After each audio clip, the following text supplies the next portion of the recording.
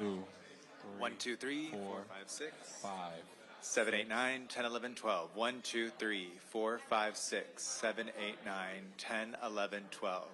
1, 2, 3, 4, 5, 6. Yeah. 1, 2, 3. Okay, perfect. Thank you.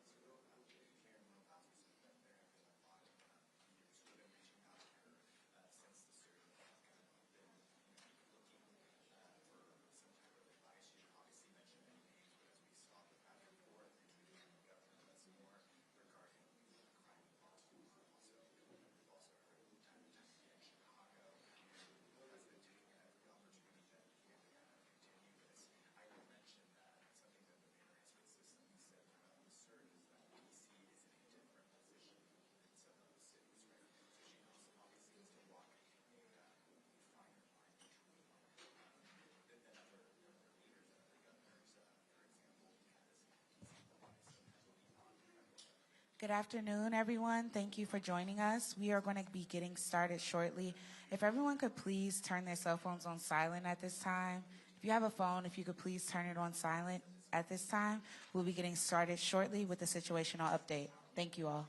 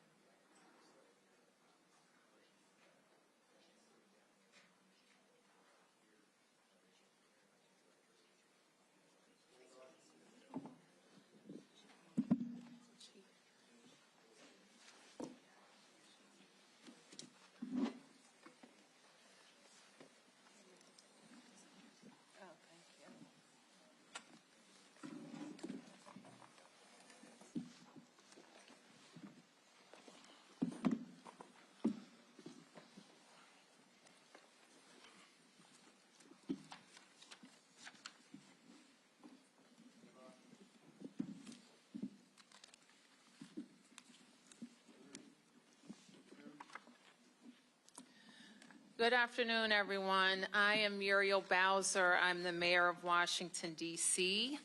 We are in one of the district's buildings, the Marion Barry building, and I am joined by members of my senior team, the city administrator for the district, Kevin Donahue, MPD's chief, the chief of police, Pamela Smith, deputy mayor for public safety and justice, Lindsay Apia, the Deputy Mayor for Health and Human Services, Wayne Turnage, and the Director of the D.C. Department of Human Services, Rachel Pierre.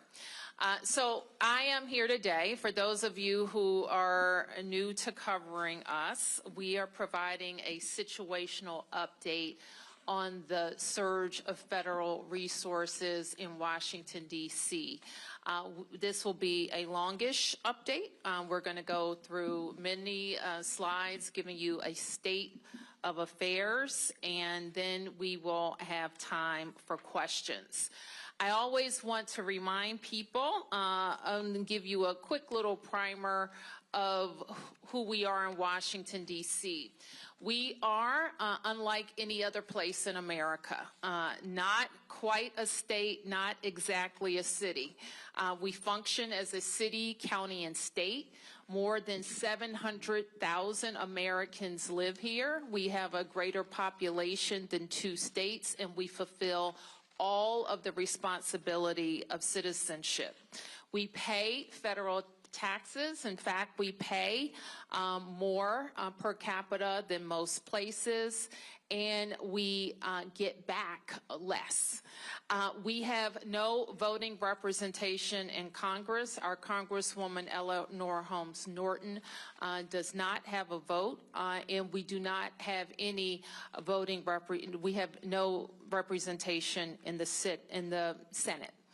The district was granted home rule by the Congress in 1973, giving us the ability to govern ourselves, but leaving the Congress and the president approval authority in many aspects of our budgets and laws.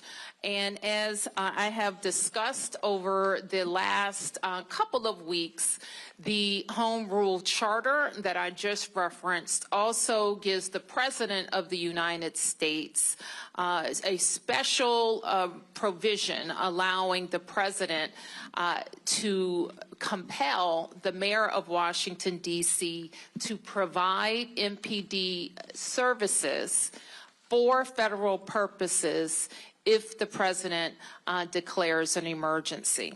So the district is coordinating with the federal government, our federal partners, while we are maintaining on all aspects of the presidential emergency, while we are maintaining the provision of excellent government services.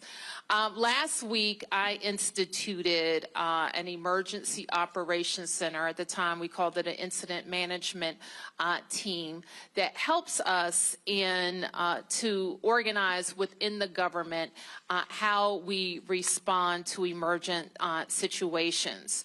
And responding, making sure we are getting back to the federal government and making sure that our lead agencies in DMPSJ and MPD have everything that they need from the Fed. We organize in this manner.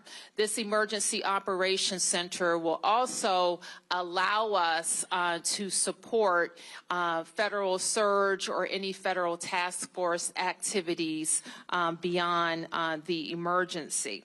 So today we will be mainly focused on 3 of the 4 work streams, and let's start with public safety.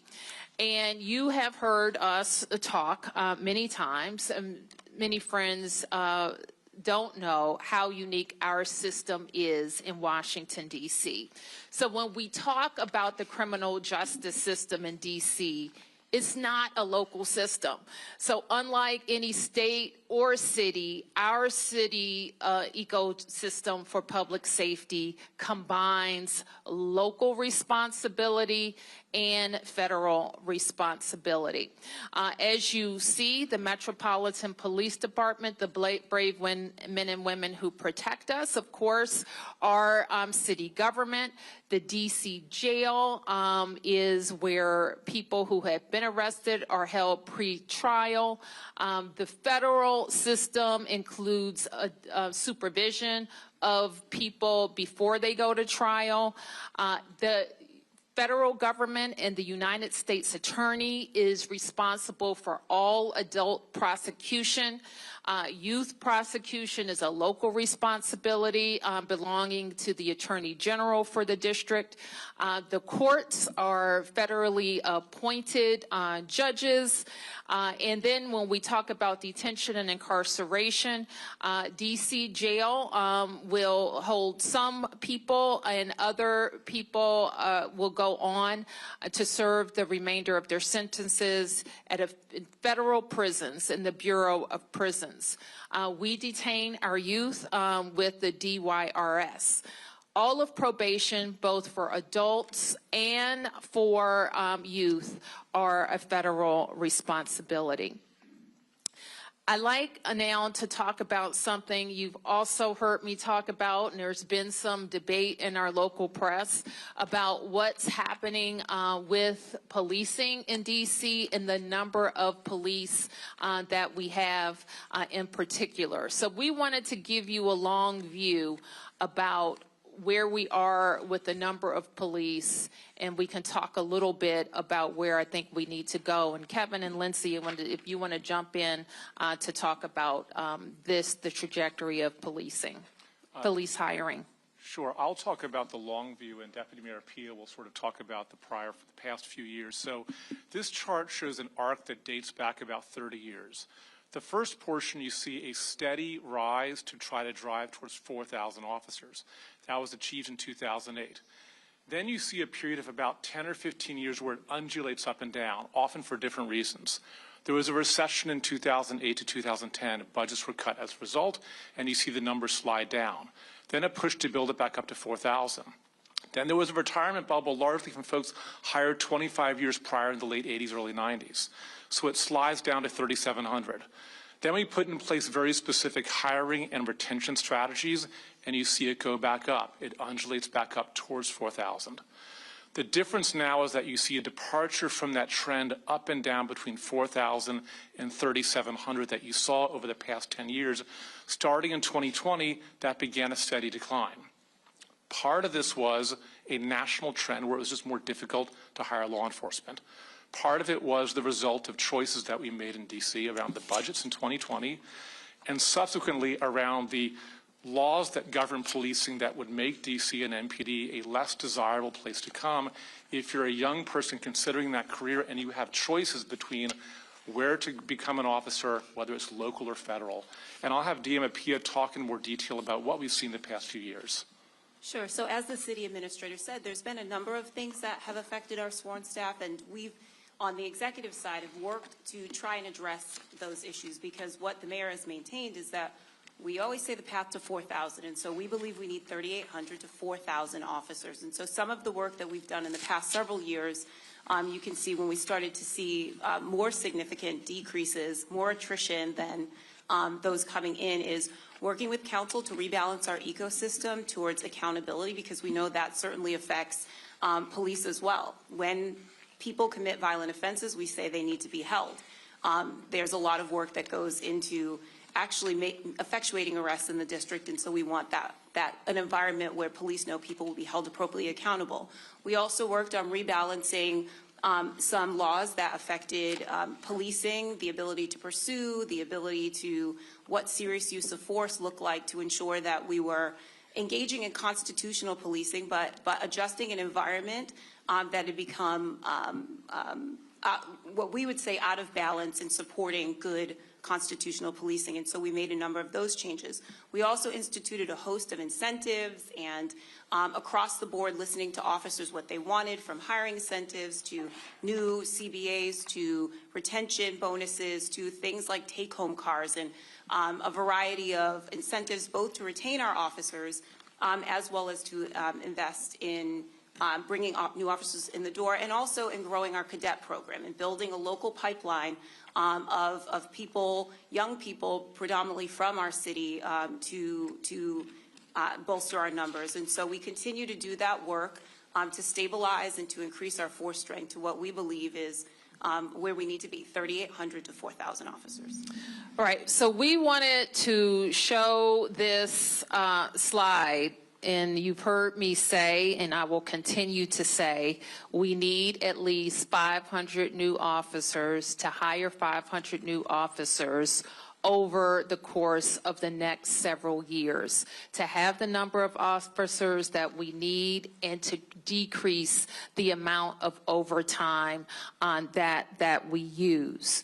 And so I want to move on to share with you, and I know that there have been data shared throughout this period, and this is a chart. It's been it shows, and this is the type of categories that the chief reports to me on a weekly basis about what's happening in crime in the district. We've highlighted the area in yellow that shows the impact of the surge of FBI, DEA, ATF, and Park and Capitol Police and other federal agencies in the district. And the federal surge has had a significant increase on crime in Washington, D.C. And we greatly appreciate the surge of officers that enhance what MPD has been able to do in this city.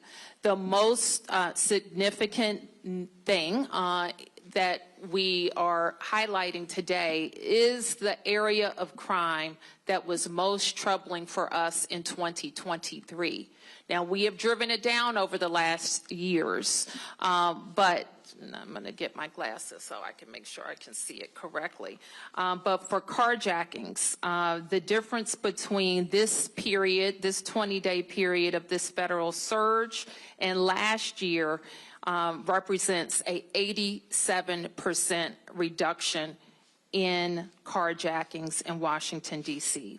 We know that when carjackings go down, when the use of gun goes down, when homicide or robbery go down, neighborhoods feel safer and are safer. So this surge has been important to us for that reason. I want to say that I have been personally engaged with Attorney General Bondi and the President's Chief of Staff, Susie Wiles, and I spoke with the President this afternoon. And I was reminded of our first meeting after his re-election where we discussed shared priorities for the district. There, I was reminded that the President's interest in cities predates his time in office, and his knowledge of D.C. had significantly increased from the first time he was in the White House. And so we knew that the priorities around safety and investment in infrastructure would be on the President's mind. Now, since this surge has begun, it has been my charge to my team, especially the chief, to make sure that while we have federal resources, that we are strategically using them to enhance MPD's efforts and to make sure that we are getting the best outcomes for DC residents. While at the same time making sure that we're living up to our commitments to DC residents and protecting local control and our autonomy. So we'll say a little bit more about what has worked and what we think needs to change. But before we do that, we're going to say a little bit more about the beautification efforts in DC. So let me first say how proud we are of our city and how beautiful and green our city is. When people visit our city, they comment on how green it is, how wide the avenues are, how many trees we have, how great our parks are. And it is an effort that we take great pride in as city officials.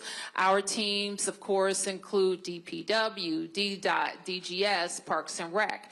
And our teams work with federal partners. The map you see, I think all of the red is federal parks, and like many things in Washington, there is a mix of local and federal responsibility, and the red spaces that you see are major federal parks as well as pocket parks throughout the district.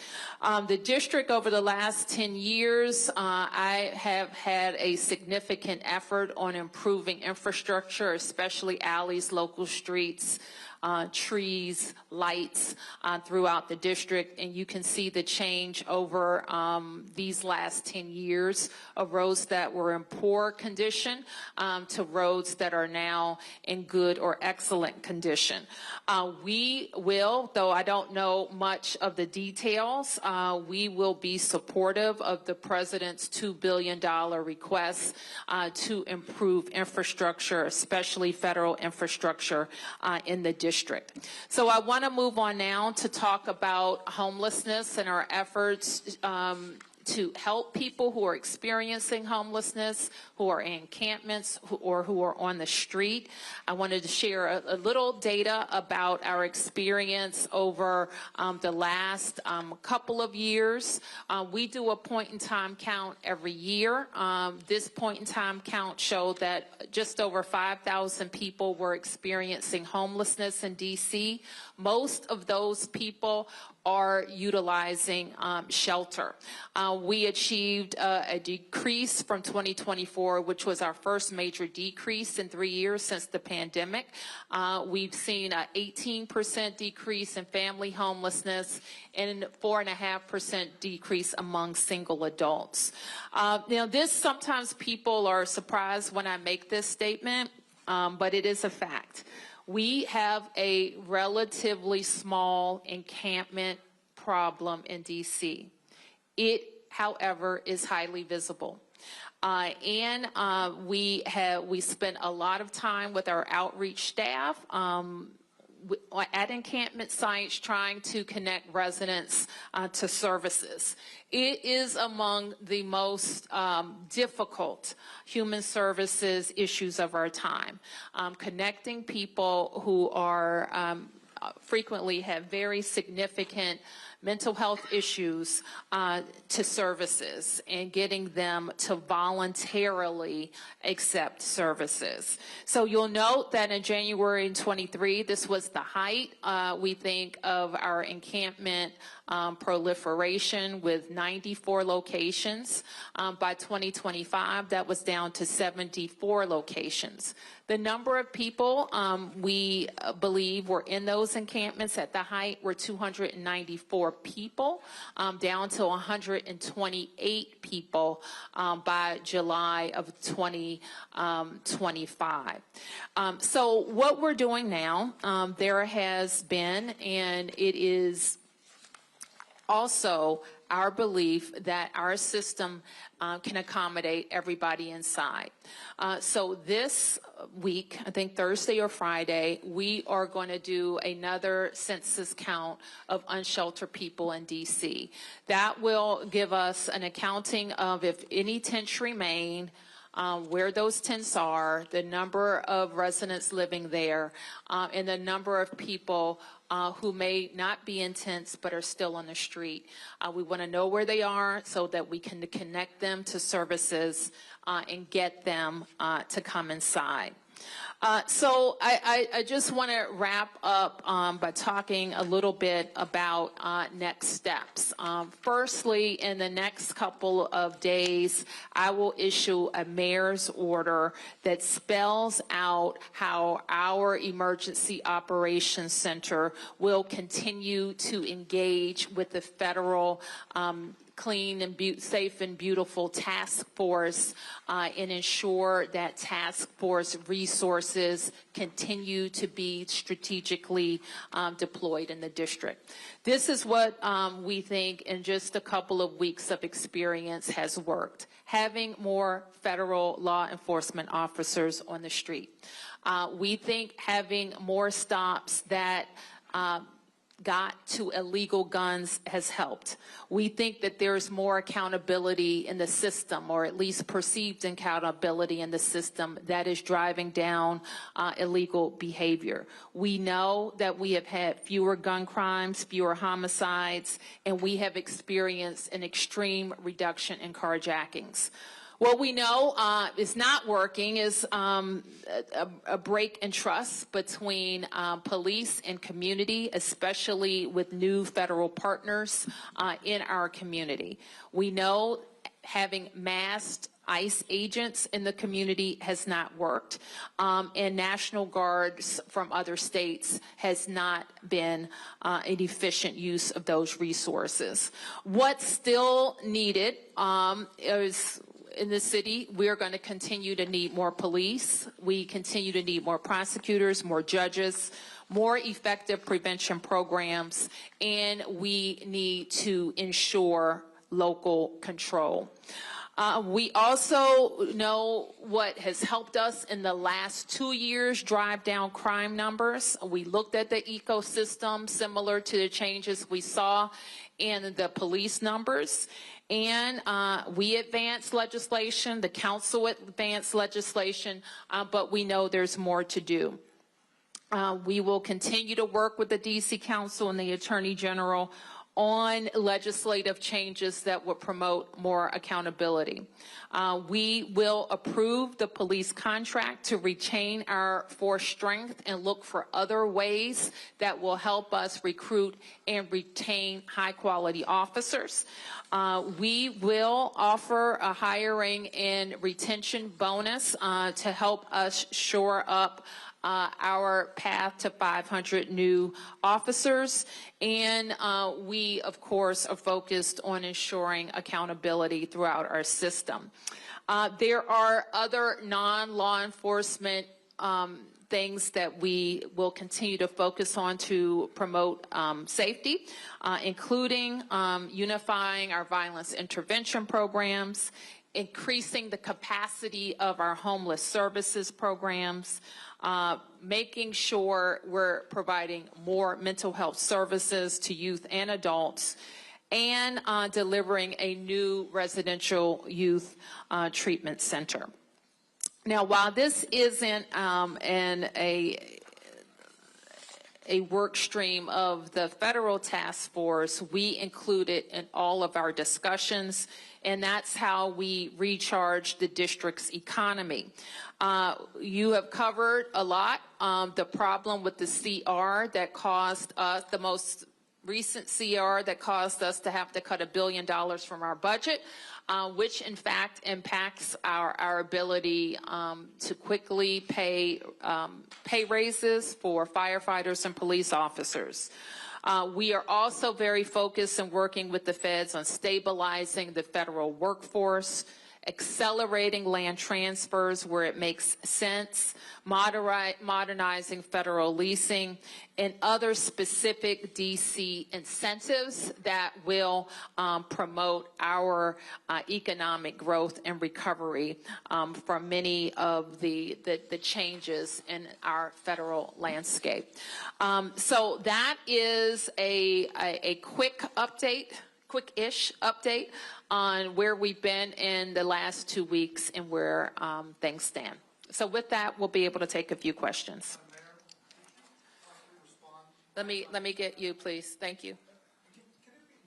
Rafael with Channel 9. Yep. Mayor, it says that there have been two questions. There have been more than 1,500 arrests. Can we make the distinction between, or how are we quantifying between a federal arrest or an MPD arrest? And then another question for Chief Smith. Chief Smith, I think we made it clear that there's a trust that's been broken because some of the lines are being blurred when people on the street see MPD and federal agents responding maybe to the same scene. Perhaps to you it's clear who's doing what, but to the community it's not. How do you build that trust after the surge? So let me just answer the question on these data represent MPD and federal arrests, but maybe not all federal arrests. Okay? And Chief, you want to talk about Crest? Sure. Just a second question with regard to building community. We've come a long ways, I believe, here in the District of Columbia with police and community. We know that there is some work for us to do once the surge ends. We need to make sure that we are in our communities again. We're still there. We're still working with our community, and we're still creating, if you will, a space where we can have Q&A and answers with regards to our federal partners. We have worked with our federal partners. This is nothing new. We just have an enhanced presence, right? One of the things that I shared maybe a couple of weeks ago is that we have been specific in the locations where we would like for our federal partners to support us in with respect to those areas where we've seen a little bit of high crime, and we've placed them there in those locations with us to support those efforts. Yep. Right here. Mm-hmm. Good afternoon, Felicia Ashley, ABC7. In talking with Community Interactions, the Joint Task Force just sent an update yesterday that MPD made a request to have Joint Task Force staffing at certain metro stations as relates to where school areas are at the start of school. Can you elaborate on what that partnership will look like and also your intention and hope behind that request as well? So with respect to the metro stations, I think that's really Metro Transit because I don't have oversight over the metro stations. With regard to having a federal task force available to us, when we do see surges and spikes in crime, it will certainly be helpful for us. We know that our federal partners work with us when we have various operations, or some folks like to call them takedowns around the city, very complementary in that space. And the expectation is that we will continue those efforts and hopefully have the opportunity when we want to conduct different operations or different surges, we can call upon them to be able to support us. Yep. I'll get you in a second. Yep. Madam Mayor, give thanks. In your conversations with the president, what assurance did you get that he would not attempt to go beyond the 30 days? That was not something that I discussed with the president, but with the Attorney General Bondi, and we will continue to work on how our Emergency Operations Center and the Federal Task Force can work together. Yep. Earlier this week, activists were out front of the D.C. courthouse during arraignments that lasted well into the night, about 100. My understanding is a good portion of them were no-papered. I just wanted to get your thoughts around that, just seeing as though police are arresting people. Yep, that's a great question. We don't have any information around what the courts have done or what the U.S. Attorney has done. We just don't have that information available for this briefing, but I do think it's important to understand. Mayor? Yes. Could you respond to the plan by the federal government, the Department of Transportation, to take over the management of Union Station? Well, the federal government owns Union Station, and I think that I don't know the details of what will happen. If it's just about management, that I would consider that step one. If it's about what Union Station needs for its total transformation, that would be an amazing initiative for the federal government to take on. I have had a very early conversation when I visited the president during his most recent transition about Union Station and how that could represent a very significant and good investment for this region. Mayor? Yep. Hi, Tom Fitzgerald from Fox 5. We've seen some remarkable scenes from the people of Washington, D.C. over the last couple of weeks, reacting to the situation, dealing with the situation. The The protest in front of the courthouse was mentioned. When you've looked around the district, what do you have to say about how the people of Washington have reacted over the last couple of weeks? I think D.C. residents are being, what I would expect from D.C. residents to be very focused on autonomy, local control, and their neighbors. So I think D.C. residents are very concerned about each other, and they're very concerned about their rights as Americans. So yeah, I think D.C. residents are defending their city, they're promoting their city, and they are giving me ideas, talking to me, and trusting my judgment. Yep. Chief Smith, Randy Bass with DC News Now. Can you speak to any kind of hesitation that we might be seeing in the community when it comes to working with not only MPD, but working with federal law enforcement, creating that community connection, and any kind of hesitation when it comes to seeking out emergency services right now? Well, what I can say, with our communities, our team is still working. We're still doing community outreach. We're still having the programs and initiatives that we typically had prior to the surge. I mean, clearly there is some hesitation, obviously, with some of our community members, which is very important to me that my team, myself, that we are educating our communities on the relationships that we have with our federal partners. Again, I'll emphasize that the relationships are not new, right? It's just an enhanced presence. And what we want to do is to make sure that we're educating our community members on how to engage with law enforcement when they come in contact with law enforcement for any reason. And we still want our community to reach out to us, right? Because like I said, MPD, the Metropolitan Police Department members are here. They're doing a fantastic job every single day in the community, and we want our communities to continue to have that trust with us when it comes to different type of activities that's going on that we need to know about.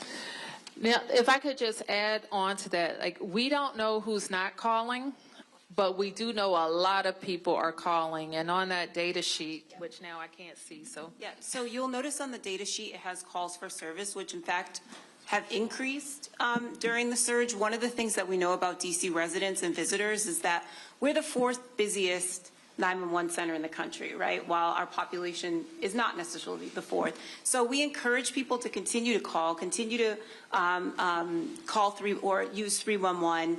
And that MPD continues to be our primary, this is our local police department that responds to calls for service. And so for those who feel hesitancy, although you can see a lot of people don't, those calls are quite high, that we'll continue to work with with MPD outreach, but all of our ANCs, our MOCRs, and everybody, for those who feel hesitancy, to continue to encourage engagement, because we do want people to continue to call when they need help.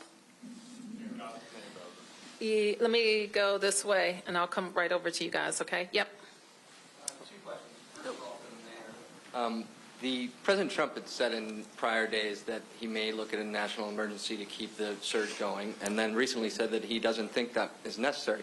Do you think this is going to end after 30 days? And if it has been successful, do you want it to end after 30 days? What we want is local control of our public safety ecosystem, and that includes deployment of officers. And we want federal officers that work in coordination with us, DEA, ATF, FBI, who, as the chief just mentioned, work with us on major crime issues all the time, and our officers are familiar with working with them, and they have been helpful in the field. So do you think this is going to end after 30 days? I think we're going to have officers, and we want officers. We want to enhance our officer presence.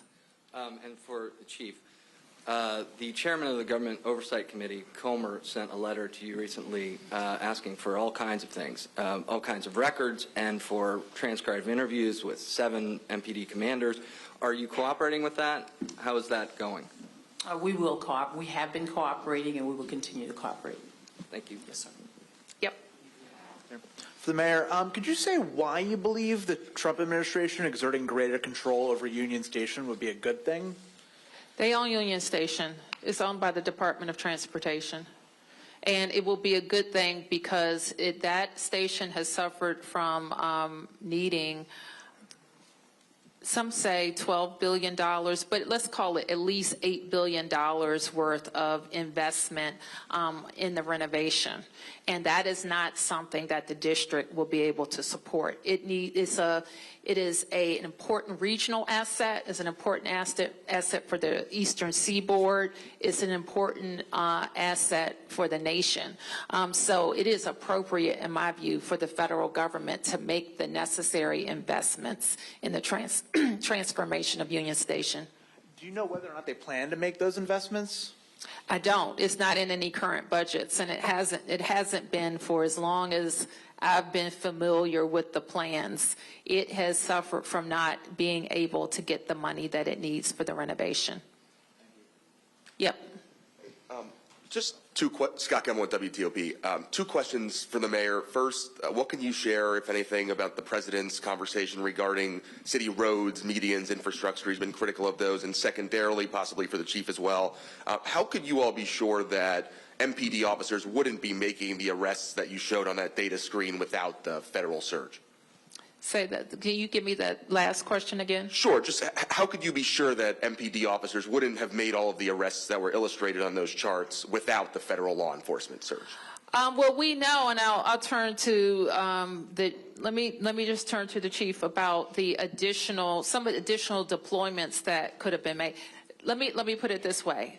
If there were 500 additional MPD officers, that same activity, arrests, and gun recovery would have likely been made. That's it? That's it. The infrastructure, roadway criticism. The infrastructure and roads. I think that it was a very high-level conversation, and I wouldn't say it's any different than what he's already said about roads, medians, and grass. Yes. Thank you, Mayor Bowser. Joe Khalil with News Nation. You've said you agree with the $2 billion investment that President Trump is asking Congress for D.C. He has said he expects those projects could take anywhere from 6 months to a year. So do you expect that timeline is accurate? And if it is, do you expect there will be some kind of federal presence here in some form for a full year doing that? I have no idea what the projects are, other than what I've heard or the timeline. Our experience with those type of projects is they take long, but I couldn't comment on that because I don't think there's been a listing of projects. And you've acknowledged here that some of the crime has come down significantly in the federal takeover here.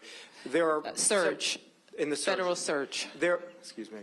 There are several other cities President Trump has floated also for potential National Guard presence. A lot of those cities' leaders have pushed back on that. Would you recommend that they accept the Guard or federal resources as has happened here? Let me just say this. We're unique. I'm the mayor of Washington, D.C. My comments relate to Washington, D.C. And we are unique in that we're always going to have a different relationship with the federal government because we are the seat of the nation's capital. And so that's different. So I wouldn't comment or extrapolate to any other place. This is what we are dealing with. And what was that your whole question? Okay. Yeah. This is Campbell Robertson with the New York Times. Chief Smith, and y'all kind of answered this a few minutes ago, that the operations that are unfolding are very much what y'all would be doing if there were 500 MPD officers. But given, you hear a lot of folks in some of these neighborhoods who feel a lot of stops and searches, what's in your pocket, all this kind of stuff, and these are strangers, they don't recognize them, they're not local police. Your initial concerns about trust, do you feel that the way these operations are being done are exactly what MPD has been advising the federal partners to do, or do you concern that it's a little bit too aggressive, and do you have worries of what effect it might have on communal trust going forward? I think anytime you have an influx of anything, there is some concern, and especially in this case where we've built relationships with our community and now we have additional law enforcement officers present, which is why it's really key and important for me to make sure we have the Metropolitan Police Department officers aligned with our federal partners. Some of the things that you're seeing is some of the ask and requests from community. Community wanted to see more traffic stops. They would like to see more police officers present in various communities. And so what we've done has been very strategic and thoughtful about taking into account some of the requests and also making sure that in areas, I'll just use for an example like the traffic safety compliance checkpoints, right? I've heard since I've been here over and over again that officers are not conducting traffic stops. And so we initiated the traffic safety compliance checkpoint in order to ensure that we can educate folks about traffic and traffic safety. Number one, opportunities for us to ensure that we are getting guns off of our street if guns are present. And then number two, making sure that our operators are operating the way they should based on vehicle traffic laws. And so I don't think we're doing anything any different in that space, with the exception of the fact that we have an additional surge, if you will, of police officers, and we'll continue to do that. If they're here, we will utilize our federal partners in spaces and places where we have heard from our community, and when we've looked at our own data and analysis in areas across the city where we know that we've had a certain spike in crime, and we'd like to see that reduced. And what you've seen over the last 2 weeks is the efforts with having an additional 500 or so officers supporting us in that area. If I could just, I want to maybe go in a bit more detail, and I'm wondering from the slide if we can pull up the data chart again, because I do want to highlight, it's a complicated slide, so I want to make sure since you all have a copy, it's read well. So when we look at, in any circumstance, has there been a change in crime reported? We can slice it and compare it different ways. So the one you see in yellow is the most traditional way that we and other people compare crime now to when we ask ourselves, how are we doing? Which is we compare how crime is now to the same period of time in the prior year. The reason for that is that crime can be seasonal, so we want to have a consistent basis for comparison. In the yellow, you see the most traditional comparison that we have, which is over the period of time in which we've had a federal surge this year, what did it look like last year? And so you see fairly precipitous declines, particularly in robbery, carjacking, and overall violent crime. If you were to go to MPD's website and look at crime cards and look at violent crimes with a gun, it'll more or less mirror the robbery, about a 60% reduction in crimes involving a gun when we look at the period of time now to the past time. But then, because of the scrutiny, said, well, what else? How else do we look at it? So if you look at to the right of the slide, you see, well, let's compare within this year. Look at the 20 days since the federal surge compared to the 20 days prior. And the way to read those numbers is not based on last year, but recognizing we already had good momentum coming into the federal surge, and it made it better. And so on the far right, and I'll just sort of look at the violent crime, the very far right was sort of the year-to-date prior to the date of the surge. It was down about 26%. And as a result of the drops we've seen during the surge, you see it tick upwards. And the most significant manifestation of this we really see in carjackings, which, as the mayor said, is a crime that strikes fear in many people because you can be targeted quite randomly. And that's where we've seen the largest impact of nearly a 90% change when we look at what's happened during the past 20 days and what looked at this in the past year. So that's for the totality of that slide. Okay, who has that? Mark? Thanks. Mayor Bowser, I'm wondering if you could put some meat on the bones of your conversation with the president, particularly what you told him about, I mean, did you thank him as you did here? I mean, basically, this has been pretty pro-surge press conference briefing. This is pretty pro.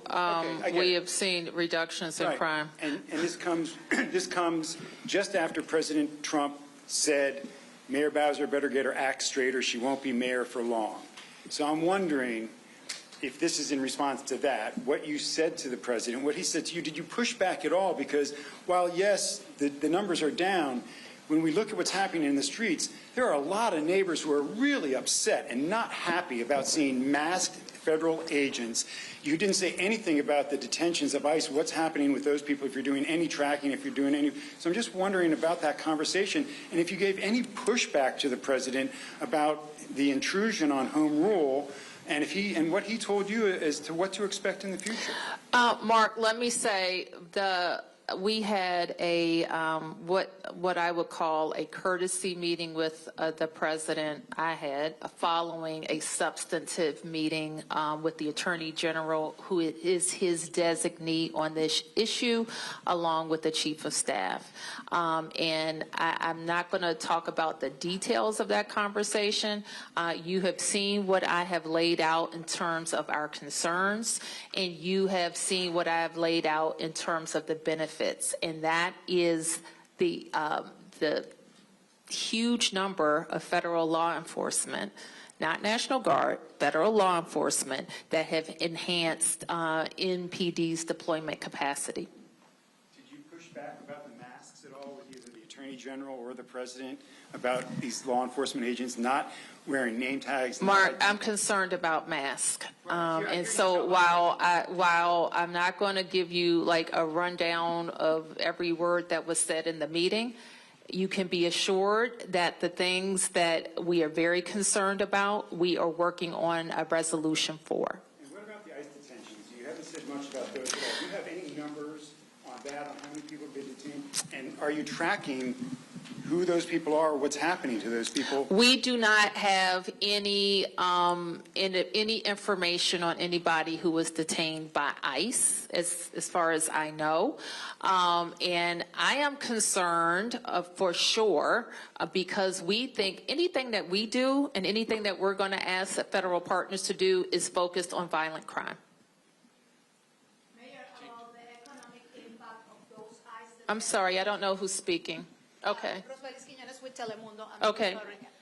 About the economic impact of those ICE detentions within covering families who are losing their homes, they are losing their jobs due to the fear, due to the immigration enforcement. What can you tell us? And what can you tell the Hispanic community and the immigrant community? Well, I'm devastated by people living in fear. I think you know very clearly how I feel about our nation needing comprehensive immigration reform, about the Congress establishing a pathway to citizenship for hardworking people who came to this country for a better life and who are not criminals, who are law-abiding. And I think when that question is finally answered, that's the only way to deal with this fear, or to deal with these agencies going after law-abiding people. Yep. Thank you. Olivia George with the Washington Post. Two questions. First, for the mayor. Under the Home Rule Act, what specific requests have been made for MPD services by the federal government, and how have those requests been communicated? Oh, we wouldn't be able to enumerate them here, but we do have a way of kind of centralizing requests. And one for Chief Smith, related to what was just asked. In what capacity is MPD assisting ICE with immigration enforcement? Based on the President's executive order, we are supporting the ask of the Metropolitan Police Department to support our federal partners in this effort. Yep. Mayor, thank you. Josh Chapin to Channel 7. Unfortunately, we saw a murder this week. I know there were some people in the federal government that were counting days without homicide. It doesn't matter. Unfortunately, someone was taken. I'm just wondering, and maybe this is a better question for Chief Smith, but more officers going in, whether it's MPD officers or federal troops going into a place like Southeast or places where we've seen violence in recent weeks. Is that on the docket? Is that on the agenda to put more officers there? Well, talk about deployment, Chief. Yes, we do have officers deployed in all of our areas and within all 7 districts. The plan initially was to ensure that we looked at various locations around our city where we were seeing a spike in crime. And so you mentioned Southeast. We have officers assigned in Southeast within all of our districts as well. Is the National Guard, is it worth the National Guard going in there or directing them there? I don't know how that's even communicated. I don't know anything about how the National Guard is being deployed with respect to that. Okay, we'll be able to take it. Did you get one? Oh, okay, Martin. Hey, Mayor, how are you? Chief, I just wanted to go back to something you said about things that residents were asking for that their MPD is now doing, like traffic stops. But what we're hearing is that traffic stop, no resident said we want a traffic stop followed by a guy asking you for your papers. So how do you balance what you say is a proper use of a strategic use of MPD resources and what people are perceiving as things that are infringing upon their rights in a pretty dramatic way, specifically targeting a community that is now telling us that they don't want to call MPD because they're afraid that if they call MPD, ICE is coming with them. And I do understand the concerns. I've had many conversations with many residents here in the city and community members. However, I also have heard from members who want us to enhance our presence in communities. And clearly, what I will say about the members of the Metropolitan Police Department, it is a responsibility of every member to ensure that we're showing up in our communities as we have been prior to our federal partners or the surge. And the expectation is that they will continue to do that. My oversight is over the members of the Metropolitan Police Department, and we do have great relationships with our federal partners, and it is my hope that if there are any concerns that members in community have with respect to, I won't say over-aggressive or any violations, that there's a space and a place for them to report that. And just to follow up on that one, I mean, there's already plenty of things that happened this week regarding more things that the president wants to do with the district. One thing he said in this executive order is that the Attorney General is now empowered to ask MPD to change its general orders the way that police officers are told to operate. Now, MPD doesn't have to say yes, but requests can be made. When would you push back, Mayor Bowser, when would you push back, and what type of request would you push back on? Would you, what if the Attorney General said, listen, I want you to loosen standards on uses of force. I want you to allow more pursuits using vehicles. I want to get rid of body cameras. Like, how far is too far? I think all of those things you mentioned seem kind of too far, but that hasn't happened. Nothing has happened in that regard. The requests have to be made to me, and I would work with MPD on like reviewing of requests. Yes.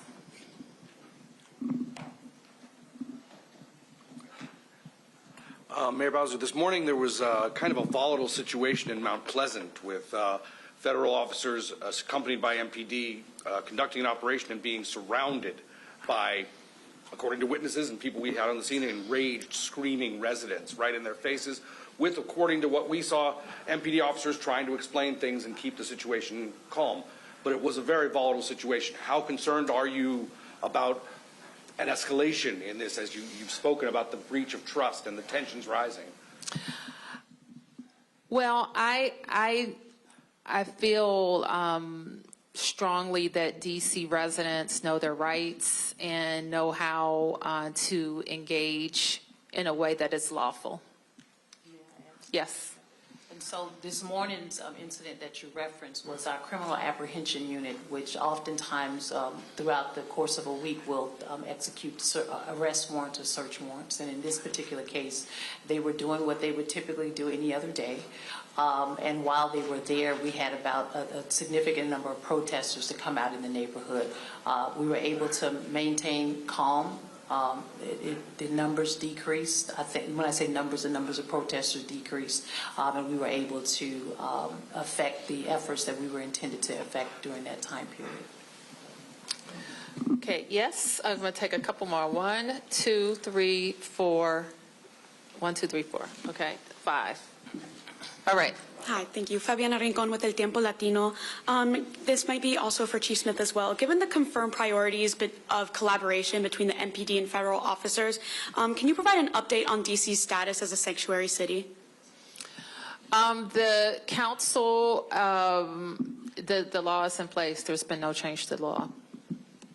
If you're referring to the sanctuary values, there's been no change. And on Chief Smith's order with collaborations between federal officers, especially with suspects outside of custody, does that impact the execution of the council order mentioned? So when you say suspects outside of? Or collaboration with providing information and even transportation of those outside of custody. We're still doing that.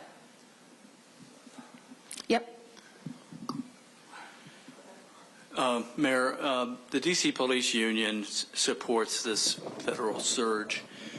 They have been relentless in saying that the police force will be in a free fall, their word, until the Police Reform Act is repealed by the D.C. City Council.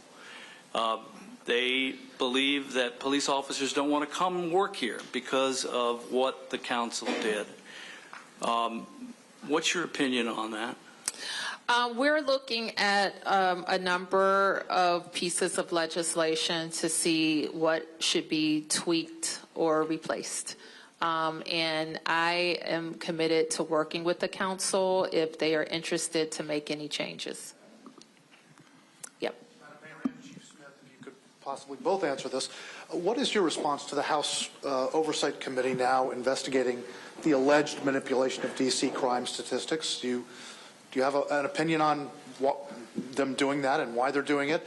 And can you tell us the status of your own investigation into that?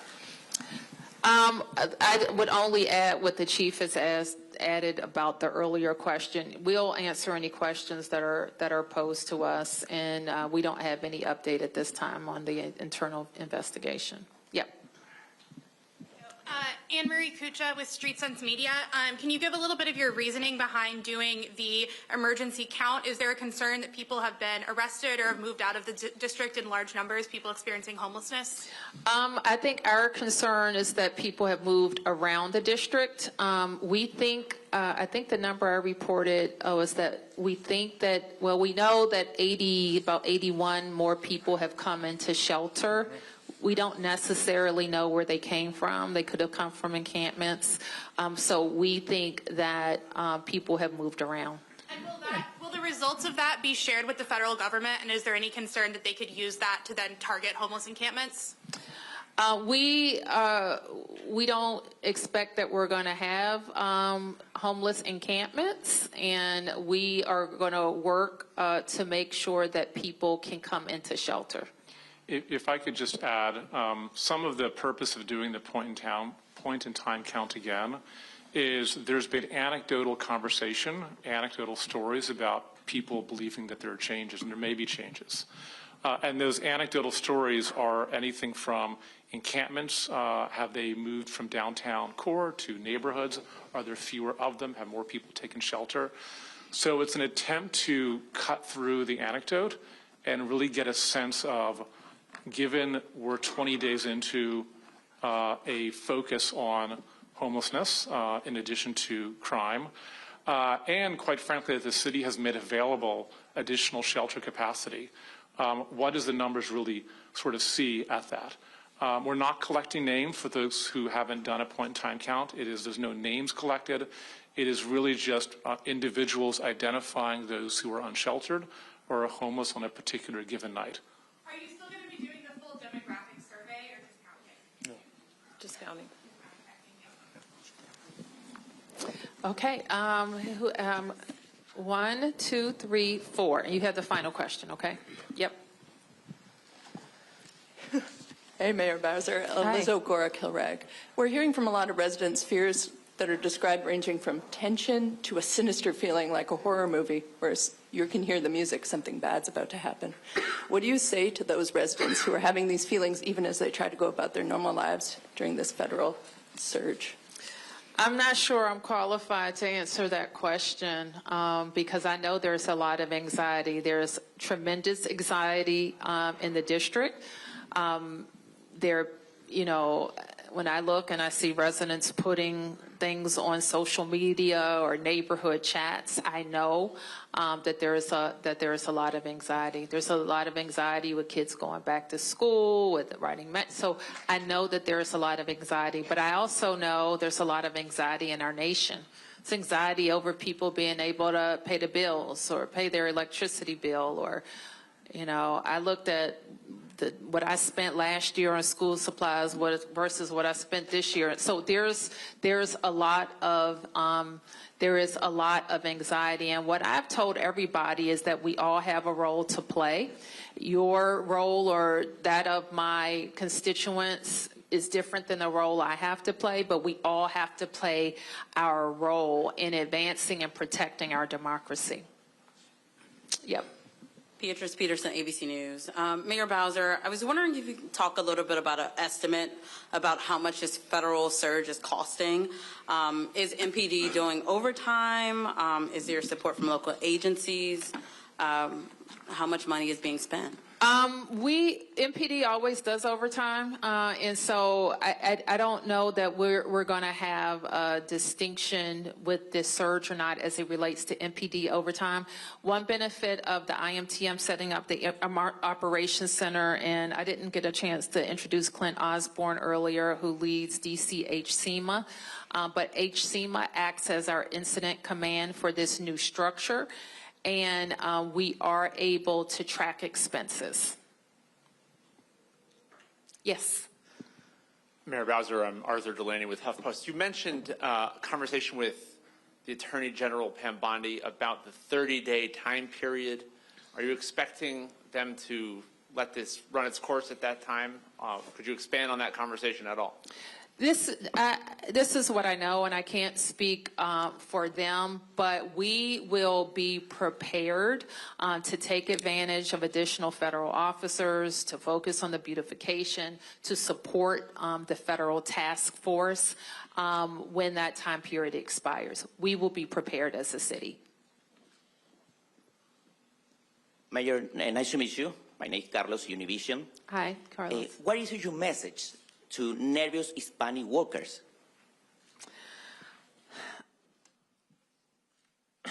Earlier, I said, Carlos, that the answer is to have an immigration system that works and that is responsive to people who want to live in the best nation on earth, raise their families, and have a better way of life. And we know in Washington, D.C., so many people have immigrated here and legally immigrated here who have TPS protection. And whether you have documents or you're undocumented, you are like almost, you feel like you're being caught up in a dragnet. And that is horrible. And to the extent that there's enforcement in this town that does not have, let me just say, we should be focused, all these additional federal resources, on violence. And that is what my hope will continue to be. And I would just express to them as a neighbor how very sorry I am that they're living in this terror. Okay, thank you, everybody.